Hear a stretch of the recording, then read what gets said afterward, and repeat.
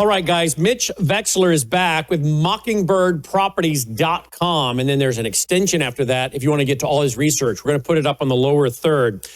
He's back because we got a great response to his being with us. But I also was watching some of the clips from a movie I had never seen called The Big Short. I had never seen it.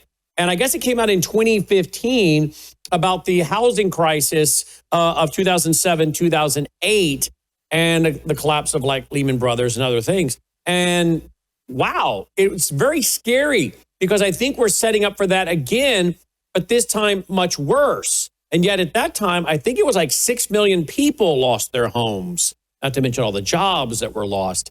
He joins us again tonight before I go to some very shocking clips and shocking information, because the guy behind that, he is now shorting NVIDIA and I think Palantir and other things, claiming we're in a huge AI bubble.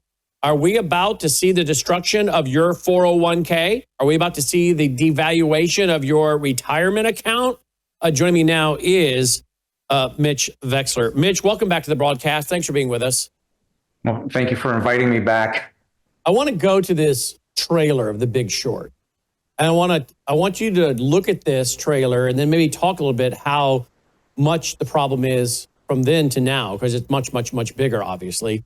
And then we'll talk about the guy that was behind it, one of the guys in this film who's now shorting some of the AI stocks. And I got some screenshots to show on that. But first, here is the trailer from The Big Short, and we'll have Mitch respond to that. Here we go.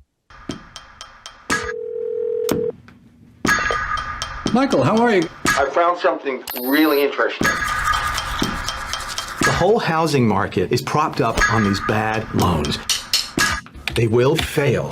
The housing market is rock solid. It's a time bomb. So Mike Burry, who gets his hair cut at Supercuts and doesn't wear shoes, knows more than Alan Greenspan. Dr. Mike Burry, yes, he does. You know what? I'm off. American people are getting the big banks. And I am getting madder and madder. It's unbelievable. Then this guy walks into my office and says, there's some shady stuff going down. All the banks were having a big old party. A few outsiders saw what no one else could. The whole world economy might collapse. I'm sure the world's banks have more incentives than greed. you're wrong.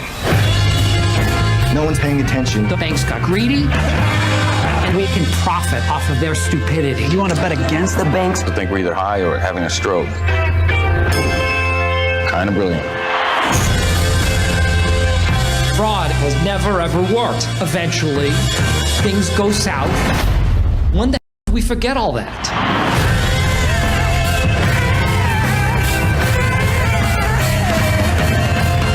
How can the banks let this happen? It's fueled by stupidity. But that's not stupidity, that's fraud.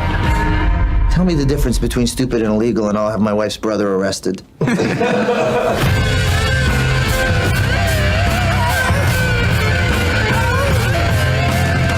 have any idea what you just did?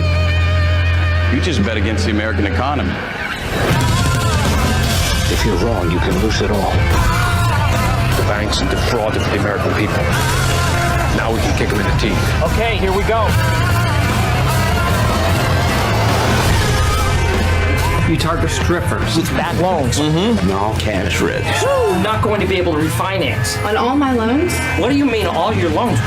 I have 5 houses and a condo. All right. So, how much worse is it now than it was then in that portrayed in that movie, which was based on real life? Well, look at it this way.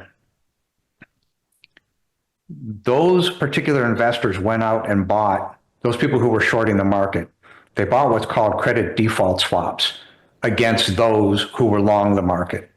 Those who were long lost. This time, the credit default swaps probably won't pay off. And the reason they won't pay off is that the fraud that has occurred, both created by the school districts and allowed to fester. So the school districts own the central appraisal districts. That's how it is. They own the central appraisal districts.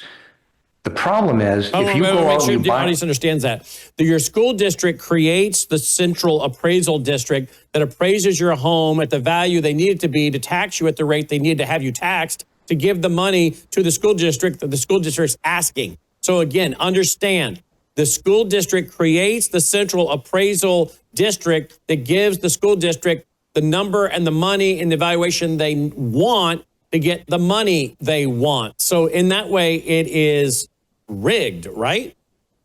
no, it's fraud. Yeah, fraud. I mean, it's just straight up fraud.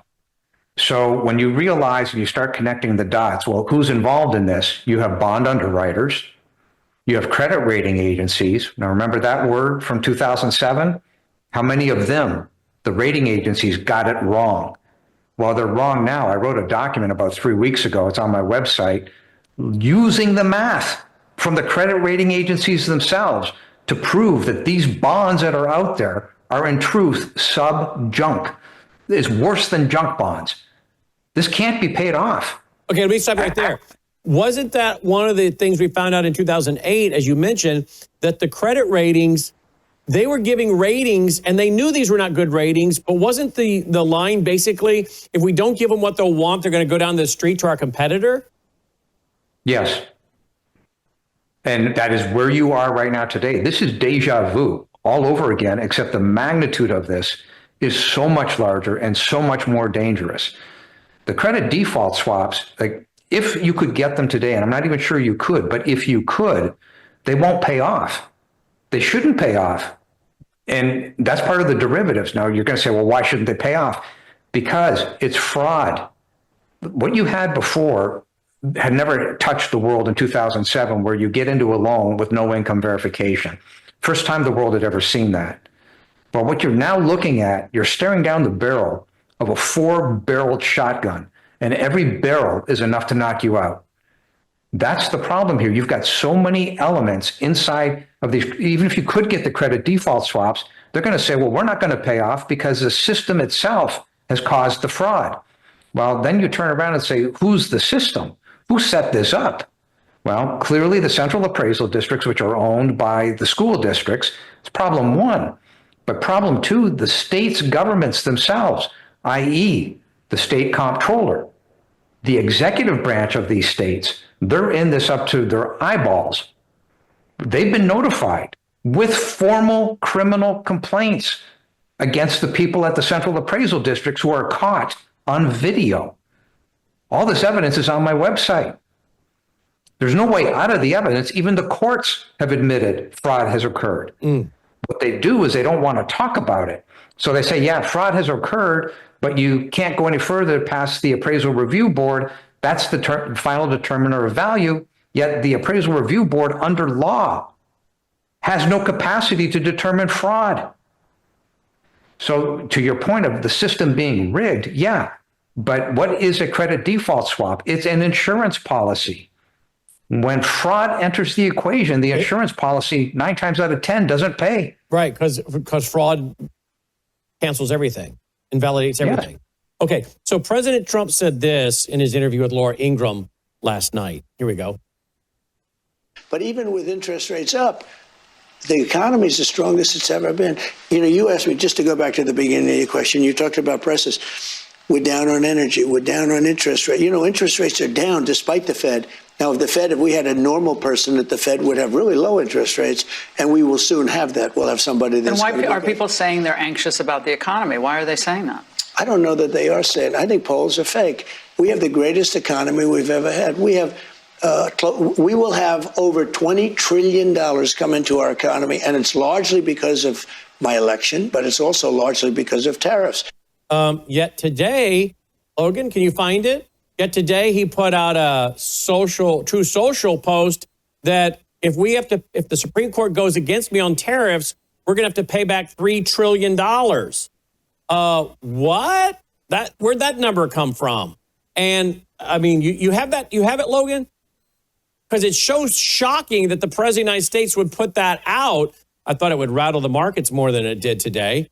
But maybe people have gotten used to him saying things like, hey, it's the greatest economy ever. Energy is down. Did I just hear him say energy is down? No, all of our utility bills are up. What's he talking about? Here it is. The U.S. Supreme Court was given the wrong numbers. The unwind in the event of a negative decision on tariffs would be including investments to be made and return of funds in excess of $3 trillion. It would not be possible to ever make up for that kind of drubbing. That would truly become an insurmountable national security event and devastating to the future of our country, possibly non-sustainable, end quote. Have you ever seen a president put out a statement like that? I'm a little shocked that the markets don't seem to be too rattled by that today, but maybe they've grown immune to some of the comments that he makes. Let me just take a look at gold real quick today. Gold is hovering around $4,130. Silver's at $51.30. What do you make of this? The economy's great, better than ever. And yet, the tweet today, the economy might collapse and it might be a major national security event. All within less than 24 hours of each other, the two? Yeah. So what are we really dealing with here? Well, we're dealing with issues that are inconvenient for the government. I saw that clip on Laura Ingraham early this morning, and truthfully, he blew it. One must understand, and he punted on the question. I mean, he just didn't answer it. Laura Ingraham was right to ask the question, what is happening with the economy because people are suffering? And instead of answering the question the appropriate way, he just didn't answer it, and that's a problem. The economy can be bifurcated into different pieces. You can say that mom and pop is an economic element. Oil, be it energy costs, is an economic element. The stock market itself is an economic element. And all three of these elements can operate independent. They're non-correlated against each other. They can do that. They can also operate correlated. Well, to say that the polls are fake and what people are feeling and what people are suffering from economically denotes that that isn't real. And that's just dead nuts wrong. All you have to do is look at the government statistics itself and figure out how many foreclosures are occurring. Foreclosures are ramping up. How many evictions are occurring? I did this math just a couple of days ago, and there's margin of error in here, but give or take, with the evictions, you're going to end up in 8 million evictions within the next 24 months. Okay? So you can't say I'm going to write that down, by the way. I'm going to write this down. 8 million evictions. And I'm going to write this down, and we're going to discuss it when it happens. Logan, you should tag this and put a note in your journal. 8 million evictions in the next 24 months, because we're going to come back to it. Because, you're saying what's going to happen. Kind of like these guys on this Big Short movie where they knew what was going to happen. You know what's going to happen.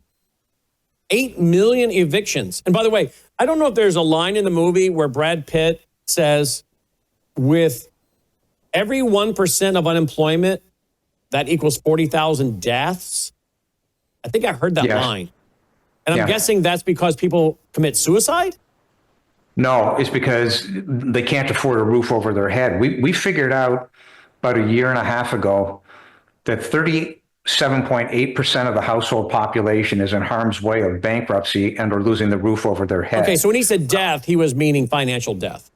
Yes. Okay.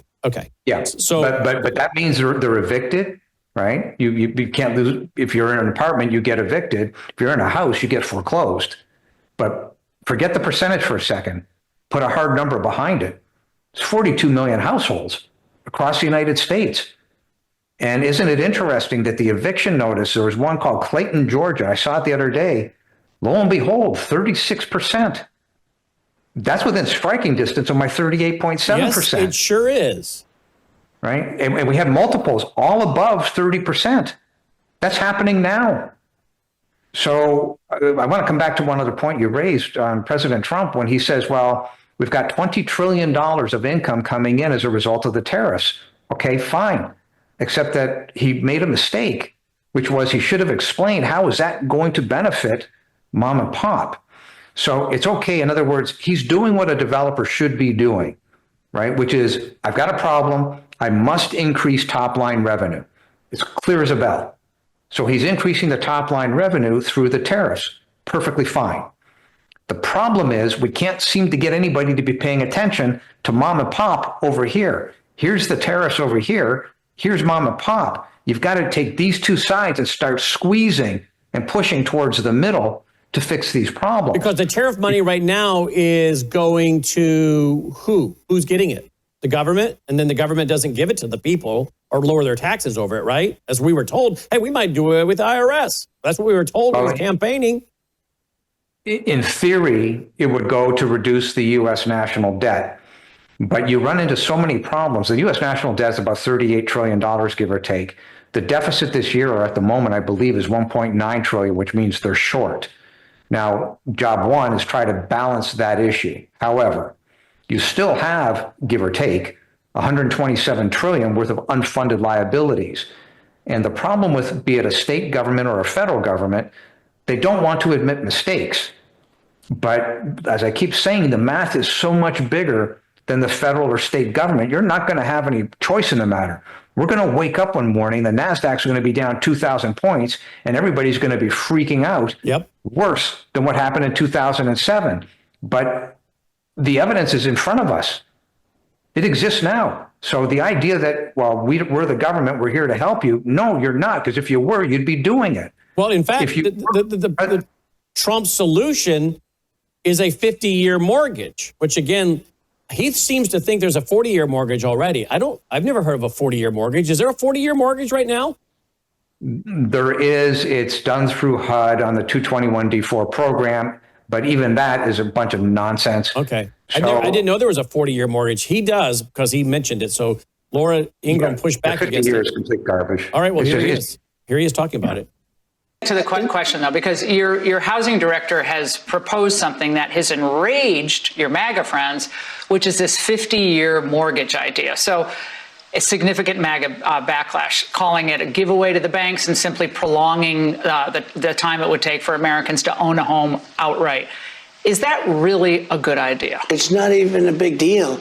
I mean, you know, you go from 40 to 50 years, and what it means is you pay something less from 30, that some people had a 40 and then now they have a 50. All it means is you pay less per month. You pay it over a longer period of time. It's not like a big factor. It might help a little bit. But the problem was that Biden did this. He increased the interest rates. And I have a lousy Fed person who's going to be gone in a few months, fortunately. I have a guy too late, you know, Jerome Powell, we call him too late. He was too late in everything, except when it came to before the, you know, the so-called Democrat election, which didn't work. But we're going to get interest rates down. But even with interest rates up, the economy is the strongest it's ever been. You know, you asked me, just to go back to the beginning of your question, you talked about prices. We're down on energy. We're down on interest rate. You know, interest rates are down despite. We're down on energy. That one is so wrong, particularly with all these AI data centers.